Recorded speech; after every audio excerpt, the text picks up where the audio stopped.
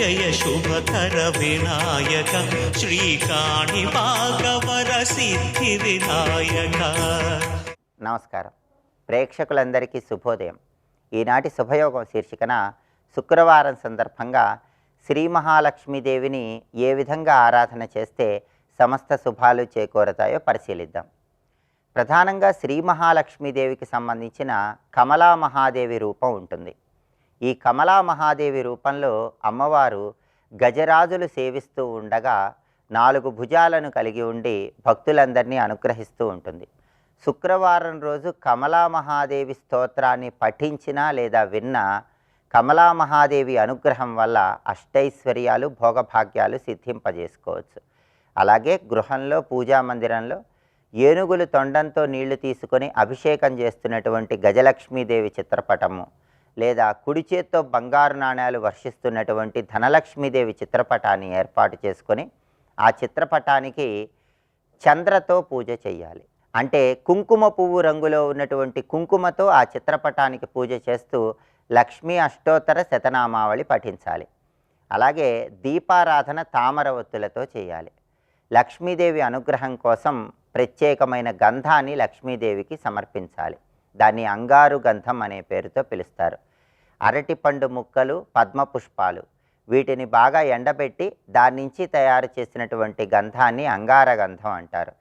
ఈ లక్ష్మీ చిత్రపటానికి అంగారు గంధంతో బొట్లు అలంకరణ చేసుకొని లక్ష్మీ అష్టోత్తరం పఠించడం ద్వారా లక్ష్మీదేవి సంపూర్ణమైన అనుగ్రహం సులభంగా కలుగుతుంది.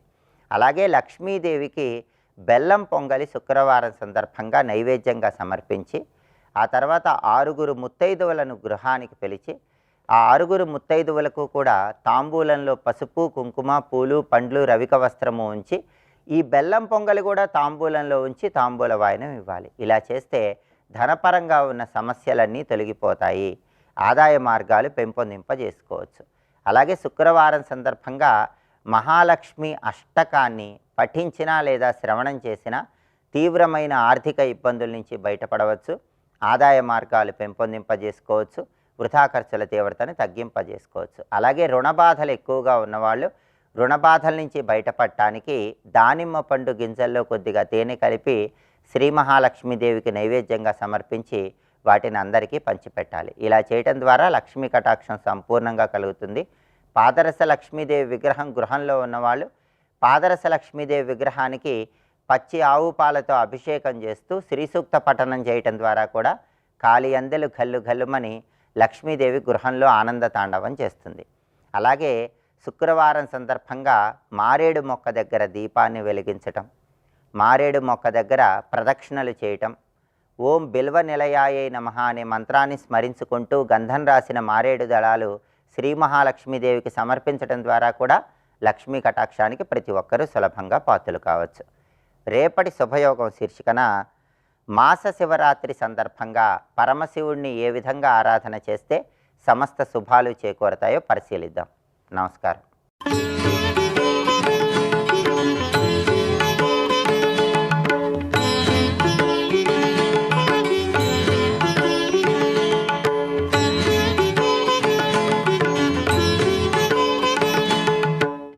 పుష్టి అని ఒక అమ్మవారు ఉన్నారు.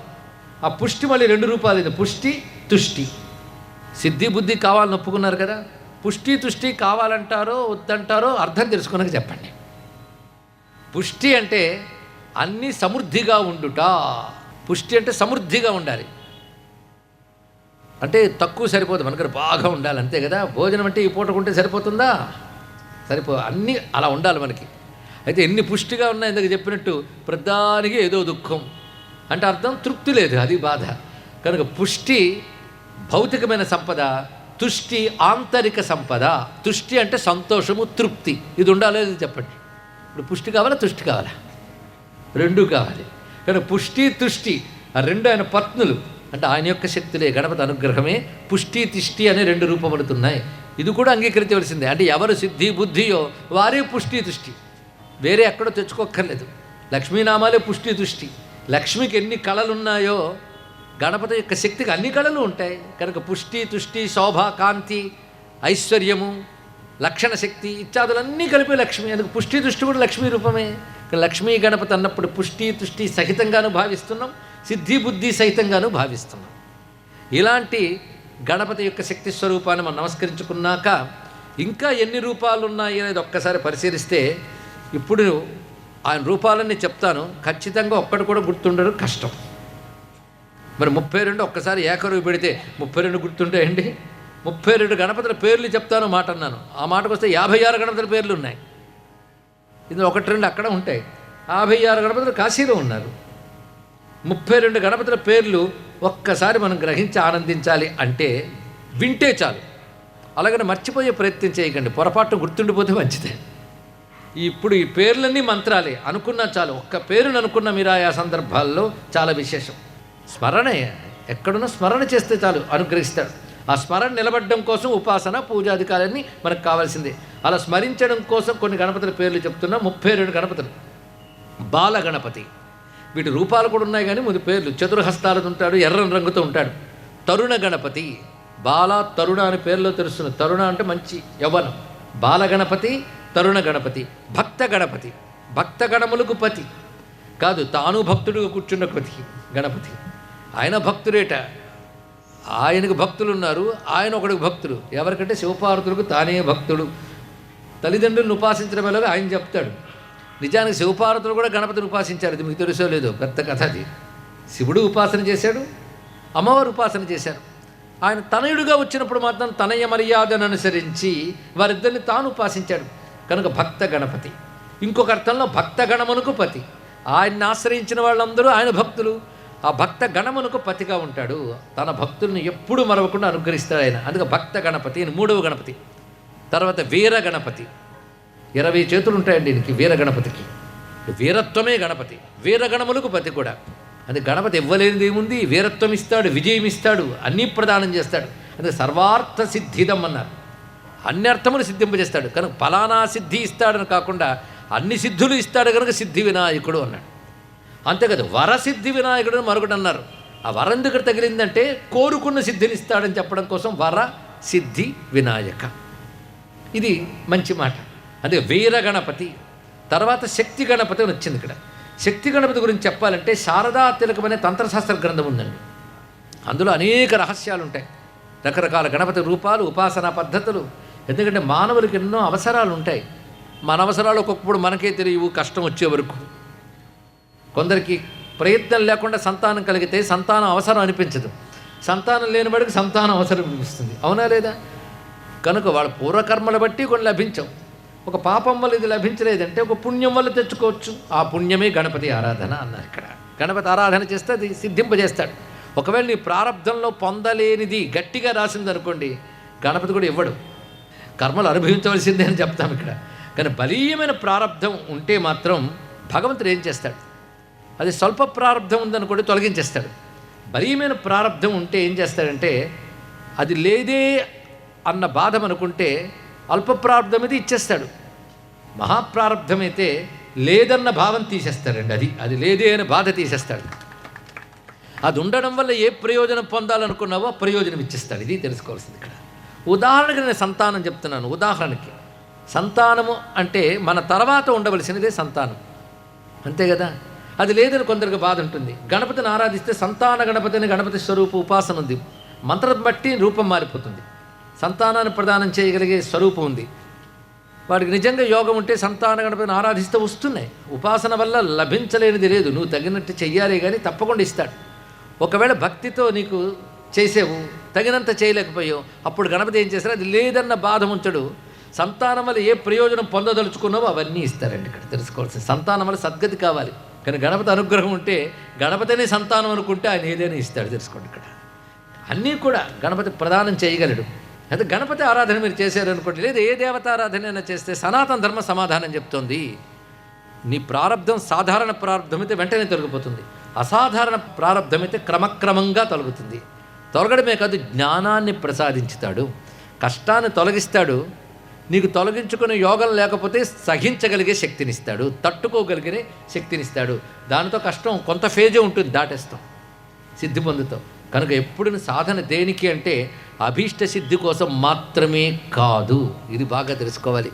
జీవుడు ఉన్న స్థితి కంటే ఉన్నత స్థితికి, ఉత్తమ స్థితికి ఎదగగలగాలి. దాన్ని ఎలివేషన్ అంటారండి, స్పిరిచువల్ ఎలివేషన్.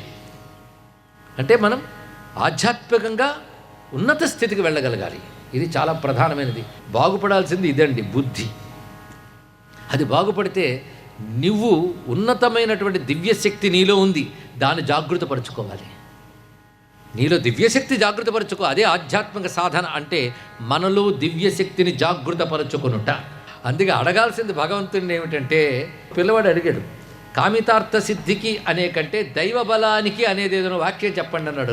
చాలా నచ్చింది నాకు. కోరికలు నెరవేరాలనేది కావచ్చుగాక, నువ్వు ఆధ్యాత్మికంగా పరిణతి చెందాలి, పండాలి. పిందెగా ఉండిపోతే ఏం బాగుంటుంది? పండు కావాలి. అలాగే ఎన్నో జన్మల తర్వాత ఉత్కృష్టమైన మానవ జన్మ వచ్చింది. తర్వాత నీ జన్మ ఏమిటి? మళ్ళీ మానవ జన్మ కాదు. నీలో దివ్యత్వం ఉంది, ఆ దివ్యత్వాన్ని జాగృతపరచుకో. అది యోగము ద్వారా, విచారణ ద్వారా, ఉపాసన ద్వారా, మూడింటి ద్వారా మనలో దివ్యత్వాన్ని మనం జాగృతపరచుకోవాలి.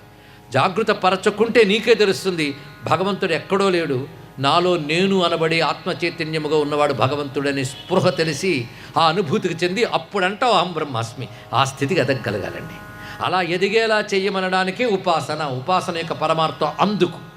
కనుకనే కావలసింది పక్వత. ఇది బాగా ముఖ్యం. మీరు ఏ ఉపాసన చేయండి, కావలసింది పరిణతి, పక్వత. మనలో ఉన్న దివ్యశక్తిని జాగృతపరచుకోవడమే ఆధ్యాత్మిక సాధన. ఈ నిర్వచనం గుర్తుపెట్టుకుంటే చాలు. అంతేగాని మీరు సాధన చేస్తుంటే ఆకాశం ఢామ్ అని పరలోకం నుంచి ఏది ఊడిపడదు. మీలోంచి జాగృతం కావాలి. అక్కడ ఉన్నదే నివురు కప్పిన నిప్పులాగా అజ్ఞానాన్ని లోపల పరమాత్మ చైతన్యం ఉంది. దాన్ని ఉప్పని ఊదడమే ఉపాసన. తెలుసుకోండి. సర్వం శ్రీ మహాగణపతి చరణారవిందార్పణమస్తు.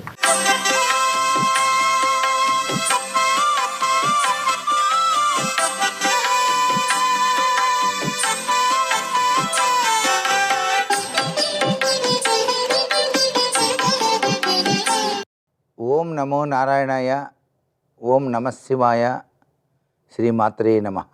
శుక్రవారం అనగానే శుక్రవారము పొద్దు నిద్రపోవద్దు అని గుర్తుపెట్టుకోవాలి.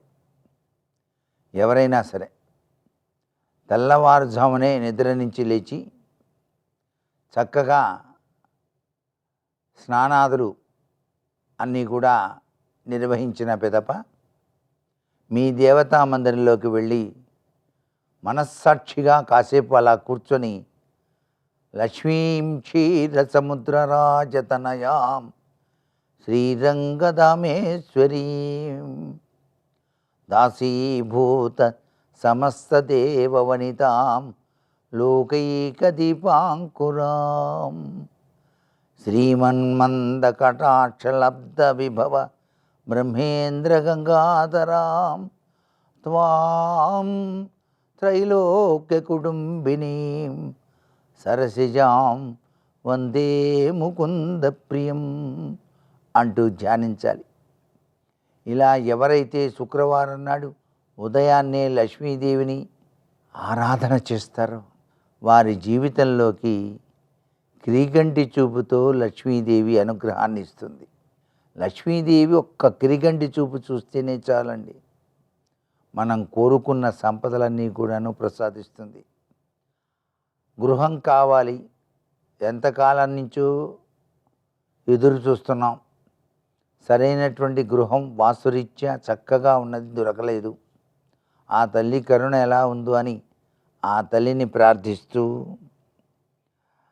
అమ్మవారికి సమర్పించేటువంటి పాలల్లో ఏలక్కాయ పొడి కలిపి సమర్పించి ఆ తీర్థాన్ని ప్రసాదంగా స్వీకరిస్తే చాలు, మీకు చక్కటి గృహయోగాన్ని ఆ చక్కని తల్లి ప్రసాదిస్తుంది. అంతేకాకుండా ఒక మట్టి ప్రమిద తీసుకొని ఆ ప్రమిద మీద మరొక ప్రమిద పెట్టి చక్కగా ఆవు నెయ్యి వేసి లక్ష్మీదేవి ఆలయాన్ని సందర్శించి సాయం సంధ్యా సమయంలో దీపం వెలిగించాలండి.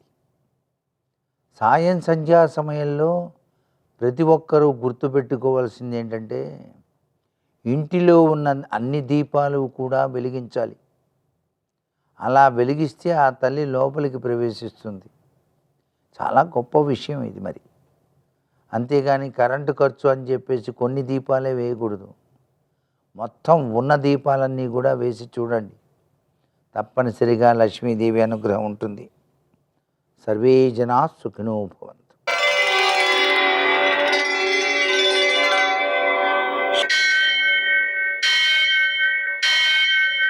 సహస్రశీరుషం దేవం విశ్వాక్షం విశ్వశంభువం విశ్వం నారాయణం దేవమక్షరం పరమం పదం విశ్వతః పరమాం నిత్యం విశ్వం నారాయణగుం హరిం విశ్వమేవేదం పురుషస్తద్విశ్వముపజీవతి పతిం విశ్వస్యాత్మేశ్వరం శాశ్వతం శివమచ్యుతం నారాయణం మహాజ్ఞేయం విశ్వాత్మానం పరాయణం సూర్యశౌర్యమథేందురింద్రపదవీ సన్మంగళం మంగళం. లక్ష్మీం క్షీరసముద్రరాజతనయాం శ్రీరంగధామేశ్వరీం దాసీభూత సమస్తదేవ వనితాం లోకైకదీపాంకురాం శ్రీమన్మందకటాక్షలబ్ధవిభవ బ్రహ్మేంద్ర గంగాధరాం త్వాం త్రైలోక్యకుటుంబినీం సరసిజాం వందే ముకుంద ప్రియాం. నేటి కాలమాన విశిష్టాలను గమనిద్దాం. స్వస్తి శ్రీ చాంద్రమాన విశ్వావసనామ సంవత్సరం దక్షిణాయనం వర్ష ఋతువు భాద్రపద మాసం కృష్ణపక్షం శుక్రవారం. సూర్యోదయం 6:08, సూర్యాస్తమయం 6:11. తిథి త్రయోదశి రాత్రి 11:39 వరకు, నక్షత్రం ఆశ్లేష ఉదయం 7:05 వరకు, వర్జం రాత్రి 7:36 నుంచి 9:16 వరకు, దుర్ముహూర్తం ఉదయం 8:33 నుంచి 9:21 వరకు, మరల మధ్యాహ్నం 12:34 నుంచి 1:22 వరకు, అమృతకాలం శేషంగా మిగిలింది ఉదయం 7:05 వరకు, మరల రాత్రి తెల్లవారుజామున 5:36 ప్రారంభమవుతోంది. రాహుకాలం శుక్రవారం కాబట్టి ఉదయం 10:30 నుంచి 12 గంటల వరకు, శుభప్రదమైన సమయం మధ్యాహ్నం 12:15. నేటి విశేషం కలియుగాది సందర్భంగా పితృదేవతారాధన చేయడం ద్వారా స్నాన దానాదులు అంటే నదీ స్నానం చేయడం, దానం చేయడం, వీటి ద్వారా అత్యుత్తమమైనటువంటి సత్ఫలితాలు సిద్ధిస్తాయి. అలాగే గజఛాయ అంటారు దీన్ని. అంటే ఏనుగు యొక్క నీడలో పితృదేవతారాధన చేస్తే అది అత్యుత్తమ సత్ఫలితాన్ని కలుగజేస్తుంది. అలాగే ఈరోజు ప్రదోషం కూడా ఉంది. తద్వారా మనం ప్రదోష సమయంలో అంటే సూర్యాస్తమయం తర్వాత 1:12 సమయంలో శంకరునికి మారేడు దళాలతో అర్చన చేయడం ద్వారా విశేషమైన సత్ఫలితాలు సిద్ధిస్తాయి. శుక్రవారం కాబట్టి లక్ష్మీనారాయణులకు మారేడు దళాలతో అర్చన చేయడం, లక్ష్మీ అష్టోత్తర శతనామ స్తోత్రాన్ని 108 సార్లు, లక్ష్మీ హృదయం 5 సార్లు, కనకధారాస్తవం 3 సార్లు పారాయణ చేయడం లక్ష్మీదేవి యొక్క అనుగ్రహాన్ని కలగజేస్తాయి. అలాగనే బొబ్బర్లు శివారాధనలో వినియోగిస్తే సత్ఫలితాలు సిద్ధిస్తాయి, శుక్రదోషాలను తొలగిస్తాయి. నేటి ఆణిముత్యాలు.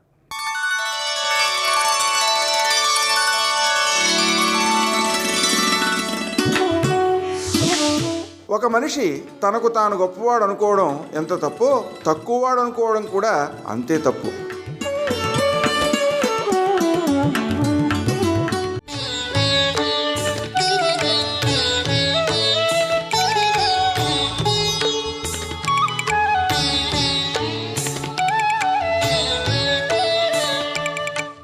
వాయు సంబంధమైనవి అవే మోగిస్తారు. వేణువు, మృదంగము, లేకపోతే వీణ, ఇటువంటివే మోగిస్తారు తప్ప పిడుగులు పడడం, మెరుపులు మెరియడం, ఇలాంటి ధ్వనులు వచ్చేటటువంటి వాద్య పరికరాలు భారతీయ సంగీత శాస్త్రమునకు సంబంధించినవి కావవి. కాబట్టి సృష్టి అంతా కూడా శబ్దంలోంచే ఉత్పన్నం అవుతుంది. కాబట్టి ఆ ఢమరుకం శబ్దం సృష్టికి ప్రతీక. సృష్టి అంటే ఏదో బోళ్ళంతమంది పుట్టేయడం కాదు. ఈ పుట్టిన వాళ్ళందరికీ కూడా మళ్ళీ ఒక ప్రత్యేకమైనటువంటి పద్ధతి ఉండాలి. వాళ్ళు తరించడానికో మార్గం ఉండాలి. ఆ మార్గం ఉండాలంటే పరమశివుడు మోగించినటువంటి ఢమరుకలోంచి మాహేశ్వర సూత్రములు వచ్చాయి. అందులోంచే వ్యాకరణం వచ్చింది. అందులోంచి సృష్టి వచ్చింది. వ్యాకరణమును ఆధారం చేసుకుని సమస్తమైన వాంగ్మయం వచ్చింది. వాంగ్మయము తరించడానికి కారణమైంది. అందుకే ఇప్పటికీ వ్యాకరణం చెప్తే మడి కట్టుకుని ఒక్క శివాలయంలోనే చెప్తారు. శివాలయంలో వ్యాకరణ మంటపం అని ఒక మంటపం కడతారు. అందులో గురువుగారు మడి కట్టుకుని కూర్చుని శిష్యులకి నేర్పుతారు. మనకి ఒక 2 తరాల ముందు వరకు శివాలయాల్లో వ్యాకరణ మంటపాల్లో మడి కట్టుకుని గురువుగారు చెప్తుంటే వ్యాకరణం నేర్చుకున్నటువంటి పండితులు ఉండేవారు. తరువాతి కాలంలో పోయింది. కాబట్టి ఆ వ్యాకరణ మంటపం శివాలయంలో ఉంటుంది. ఈ ఢమరుకం శివుడి చేతిలో ఉంటుంది. అంటే సమస్త వాంగ్మయము సృష్టి ఆయన చేతిలోంచి వచ్చాయి. ఇప్పుడు ఈ చేతిలోంచి సృష్టి రావడం ఢమరుకం, శబ్దం ఉత్పన్నం అవ్వడం. మరి పావు నిటారుగా నిలబడ్డం, పావు నిటారుగా నిలబడడం అనేటటువంటి దానికి అర్థం ఏమిటంటే కుండలిని శక్తిని ప్రచోదనం చేయడం. అంటే ఏ శబ్దానికి కూడా దూరంగా తానుండి మౌనంలో వెన్నుపావును నిటారుగా ఉంచి లోపలే విశేషమైనటువంటి యోగశక్తి చేత కుండలిని కదుపుతారు. కదిపితే పైకి లేస్తుంది, ఊర్ధ్వముఖ చలనం చేస్తుంది. అది చలనం చేసినప్పుడు ఇక ఈ శబ్దాలు ఏమీ ఉండవు. అది బిసతంతు తని యసి అని తామరతూడులోంచి పైకెక్కినట్టు పైకెక్కుతుంది. పైకెక్కి అది చివరికి ఎక్కడికెడుతుందంటే సహస్రారంలో పార్వతీ పరమేశ్వరుల యొక్క సంయోగ దర్శనం చేస్తూ యోగి అమృతధారల చేత తడిసిపోతాడు. ఆ అమృతధార చేత తడిసిపోయేటటువంటి తత్వానికి గుర్తు నిలబడినటువంటి పాము. అందుకే భారతీయ యోగశాస్త్రంలో పాము 2ంటికి సంకేతం. ఒక పాము పాడైపోవడానికి గుర్తు, పాము కాటు పాడైపోవడానికి గుర్తు. నిలబడినటువంటి పాము ఊర్ధ్వముఖ చలనానికి గుర్తు. అందుకే మీకు భారతీయ ధర్మంలో ఏ దేవతకి కూడా పాముతో సంబంధం లేకుండా ఉండడు.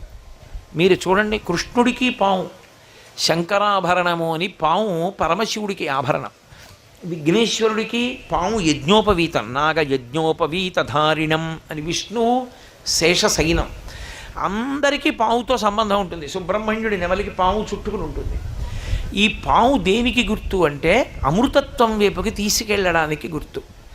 ఈ సృష్టిలో ఈ వాంగ్మయం అంతా చదువుకోవడం చదువుకోవడం చదువుకోవడం వినడం వినడం వినడం ఎందుకు పనికి రావాలంటే చదువుకోవడమే పిచ్చిగా చదువుకోవడానికి కాదు. అందుకే కుడి చేతి వైపు ఉంటే వదిలిపెట్టకూడనిది అని గుర్తు, ఎడం చేతి వైపు ఉంటే కొంతకాలం తర్వాత వదిలేయాలి అని గుర్తు. అందుకని దూష్యం ఎక్కువ పట్టుకోవద్దు స్మా అని గుర్తు. అప్పుడు ఎడం పక్కకి ఇస్తారు.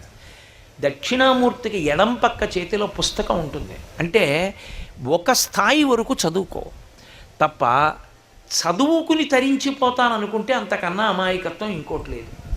చదువుకుని తరించాడు ఎవడు?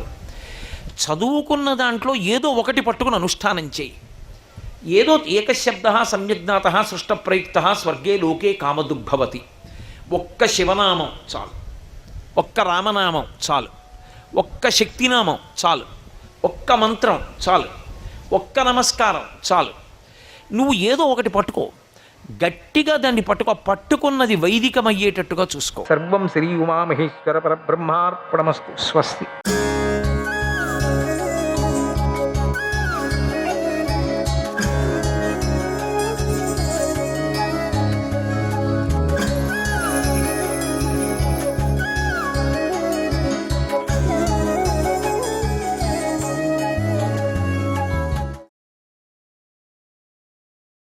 దితి గర్భాన పుట్టిన దైత్య జాతికి హిరణ్యాక్షుడు రాజు, హిరణ్యకశిపుడు యువరాజు, కాలకేయ గణానికి మహాకాలుడు, ధనాయుష పుత్రులకు వృత్రాసురుడు, అశుభావాలను సూచించేటువంటి ఉత్పాతాలకు దుశ్శకునాలకు రాహువు, యుగాలు ఆయనాలు ఋతువులు మాసాలు పక్షాలు తిథులు అమావాస్య పౌర్ణిమలు ఇవన్నీ కూడా కాలాకాష్ట ముహూర్తాదులు, గ్రహగతులు, గ్రహ సంయోగాలు, వాటి గణితాలు, వీటన్నిటికీ సంవత్సర దేవత అధిపతి.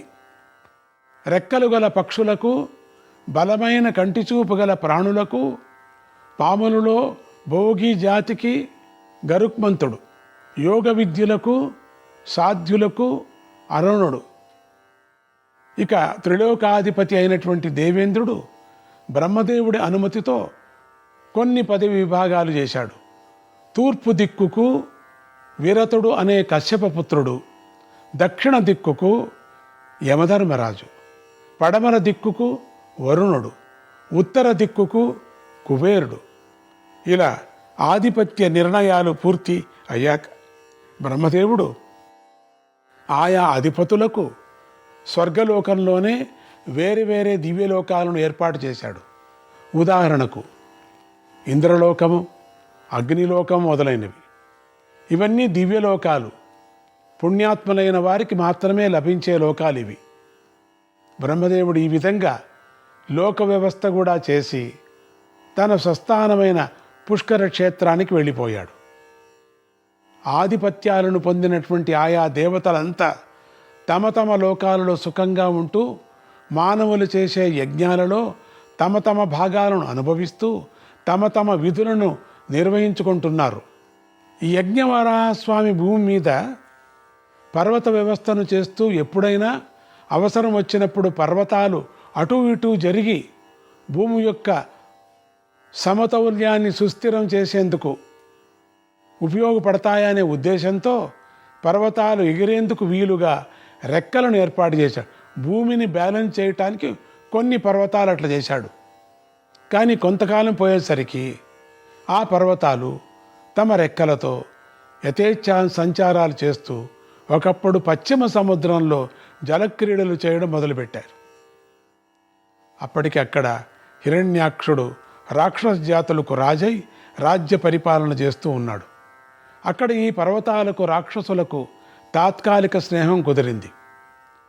ఆ స్నేహ ప్రసంగాల్లో పడ్డ పర్వత రాజులు కశ్యప సంతానంలో రాక్షసులే పెద్దవాళ్ళైనప్పటికీ బ్రహ్మదేవుడు త్రిలోకాధిపత్యాన్ని వయస్సులో చిన్నవాళ్లైన దేవతలకి అప్పజెప్పేశాడు అని చెప్పారు కదా.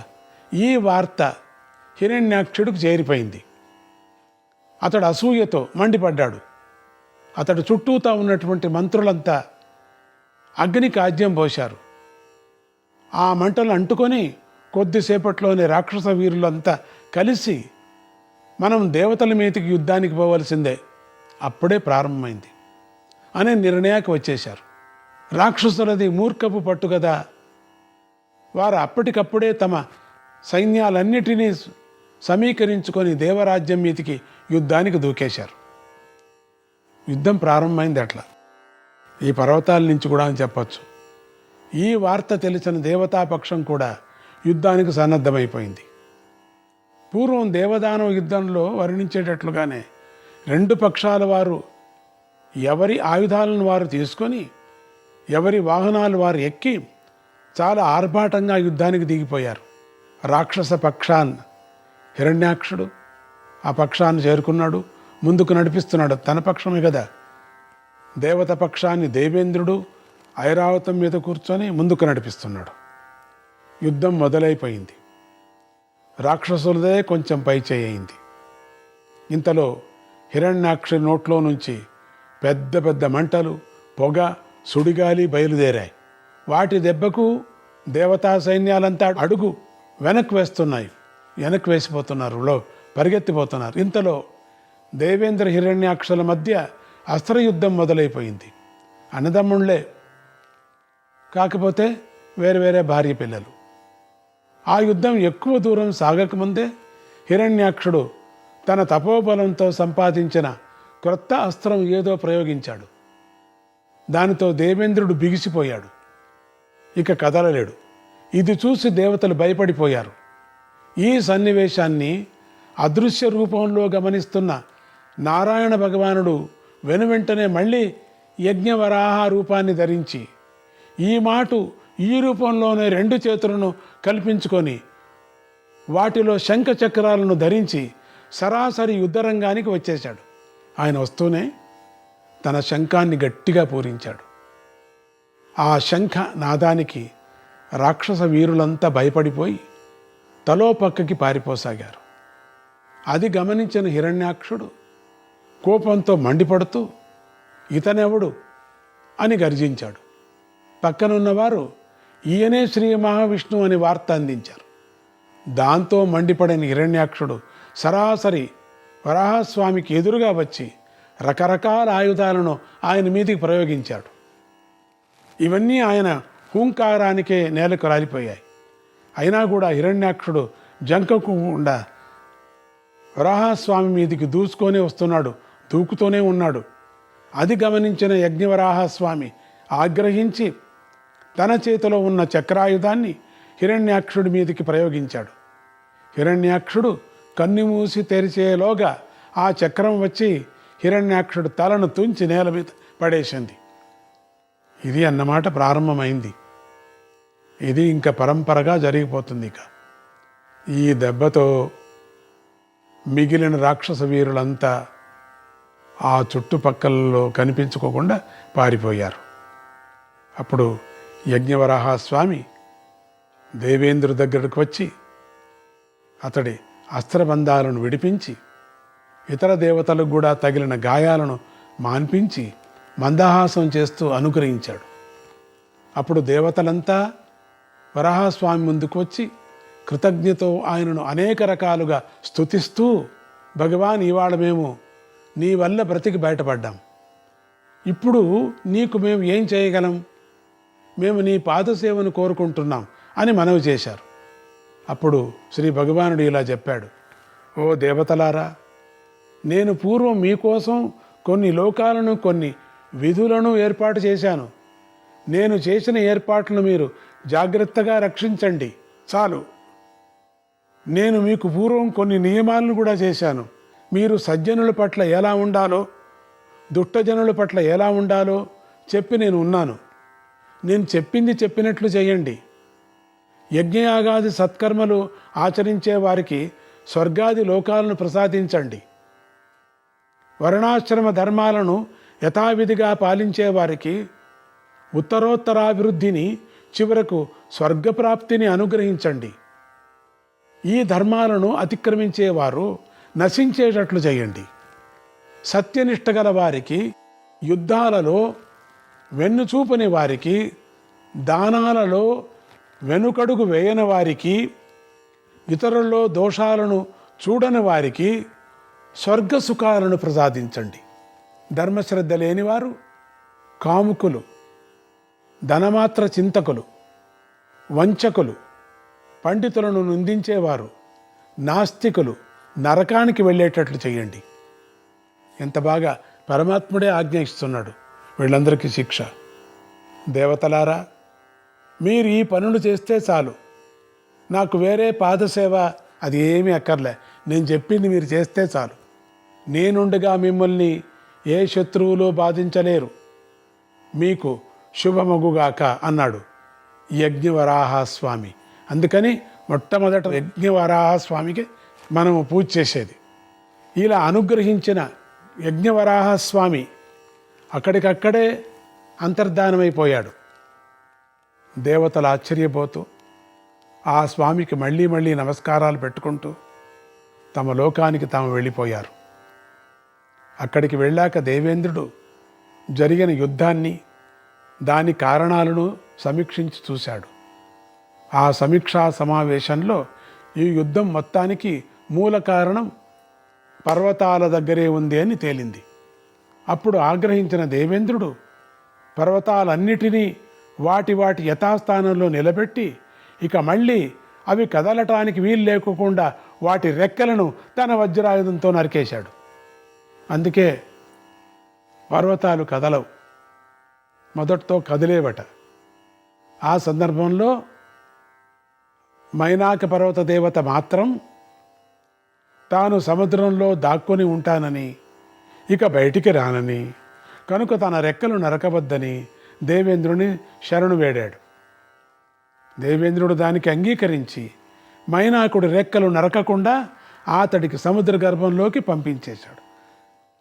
మైనాకుడు ఏం చేశాడు? ఎప్పుడు రామాయణంలో మీకు తెలుసు కదా, జనమేజయ, నీవు అడిగిన వరాహ అవతార విశేషాలు నీకు ఒకంత విస్తారంగా చెప్పాను. ఈ అవతార రహస్యాలన్నీ వేదాలలో నిగూఢంగా ఉన్నాయి. మా గురువుగారైన వ్యాసుల వారి ద్వారా నాకు తెలిసాయి. ఈ అవతార కథలో అనేక సంకేతార్థాలున్నాయి, ధర్మ సూక్ష్మాలున్నాయి, ఉపాసనా ప్రక్రియలున్నాయి.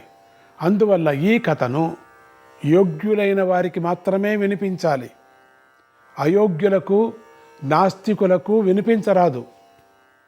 యోగ్యులైన వారు ఈ కథను విని మననం చేసుకుంటే వారికి అన్ని కోరికలు తీరుతాయి, ఆయుష్యం పెరుగుతుంది, రాజ్యం లభిస్తుంది.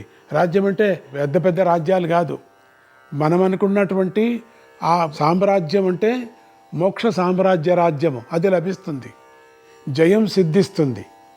దేవతానుగ్రహము, నారాయణ అనుగ్రహము కూడా లభిస్తాయి. ఆ యజ్ఞవరాహస్వామికి మనసారా నమస్కరించు అని జనమేజయుడికి నమస్కారాన్ని చేయిస్తున్నాడు. ముందుకు చెప్తున్నారు, జనమేజయ, ఇక వరాహ అవతారం తర్వాత శ్రీహరి స్వీకరించినటువంటి నరసింహ అవతారం గురించి నీకు వివరిస్తాను. ఈ విధంగా హిరణ్యాక్షుడి సంహారం అయ్యాక అతని తమ్ముడైన హిరణ్యకశిపుడు నీళ్లలో నిలబడి 11,500 సంవత్సరాల పాటు ఏకదాటిగా మౌన దీక్షలో తీవ్ర తపస్సు చేశాడు. అప్పటికి ఇంకా కృతయుగం నడుస్తుంది. ఆ యుగవాసులకు కూడా ఆశ్చర్యకరమైనటువంటి అతడి దీక్షా దక్షతకు బ్రహ్మదేవుడు సంతోషపడి పరివార సమేతుడై అతడికి ప్రత్యక్షమై నీకు ఏం వరం కావాలో కోరుకో అన్నాడు. హిరణ్యకశిపుడు చేతులు జోడించి ఇలా వరాలు కోరుకున్నాడు. దేవదేవ, బ్రహ్మదేవ, దేవతలు, గంధర్వులు, యక్షులు, నాగజాతి వారు, రాక్షసులు, మానవులు, పిశాచి జాతి వారు, వీరు ఎవరి వల్ల నాకు మరణం ఉండటానికి వీల్లేదు. ఏ మహర్షి శపించినా ఆ శాపం నాకు తగలటానికి వీలు లేదు. ఏ ఆయుధం కానీ, ఏ అస్త్రం కానీ, ఏ పర్వతం కానీ, ఏ చెట్టు కానీ, ఏ ఎండిన కట్టె కానీ, ఏ పచ్చి పుల్ల కానీ, ఇవేవి నా సంహారం కారణం కాకూడదు. స్వర్గంలో కానీ, పాతాళంలో కానీ, ఆకాశంలో కానీ, భూమి మీద కానీ, ఇంట్లో కానీ, బయట కానీ, ఇంట్లో బయట కానీ, ఇంట్లో రాత్రి కానీ, ఇంట్లో పగలు కానీ, ఎక్కడా కానీ, వీటిలో ఎక్కడా నాకు మరణం ఉండటానికి వీల్లేదు. నేను అసలే మృత్యువు లేకుండా ఉండాలని కోరుకుంటున్నాను. ఆపోహపడవద్దు. అసలు నాకు మృత్యువు ఉండకూడదని కాదు, ఉండాలా మృత్యువు లేదని కాదు, నాకు అంత అత్యాశ లేదు. ఆయుధాలతో కాకుండా కేవలం చేతు దెబ్బతో నన్ను, నా పరివారాన్ని సంహరించగలవాడు ఎవడైనా ఉంటే అలాంటి వాటి ద్వారా నాకు మరణం సంభవించుగాక. కొంచెం వ్యత్యాసంగా ఉంది కదా, భాగవతంలో పూర్తిగా చెప్పారు, అక్కడ మిగిలిపోయింది ఇక్కడ చెప్తున్నారు. సూర్యుడికి, చంద్రుడికి, వాయువుకి, అగ్నికి, జలానికి, ఆకాశానికి, నక్షత్రాలకి, దిక్కులకి అన్నిటికీ నేనే అధిపతిని కావాలి.